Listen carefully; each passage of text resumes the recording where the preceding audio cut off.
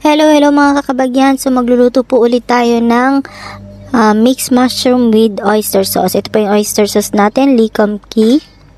Ayan, panda. At ngayon ay painit na po natin yung ating mantika. Sisimulan natin igisa ang ating bawang. Yan ang bawang. Hindi po siya masyadong brown. Ilalagay na natin yung sibuyas. Sunod na din po dyan ang ating luya. Ayan. Pagkatapos ay sunod na natin syempre ang ating chicken na na-marinate po ng pepper, salt, and magic sarap. Yan. Hintayin lang natin siyang mag-brownish ng ganito bago po natin ilagay yung mushroom.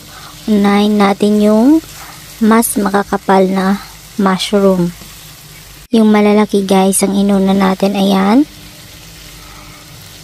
Lutuin muna natin yan saglit at tsaka natin isunod yung mga maliliit na mushroom. Iba-iba po yan na klase ng mushroom. Okay, hintayin lang natin maluto. Tsaka natin ilagay yung oyster sauce. Ayan, may oyster sauce na po yan guys. At nilagyan po natin ng konting tubig. Lalagyan din po natin ito ng tofu roll po ito. Tofu sheet. Yan, ipapaibabaw lang natin yan. Pampasarap.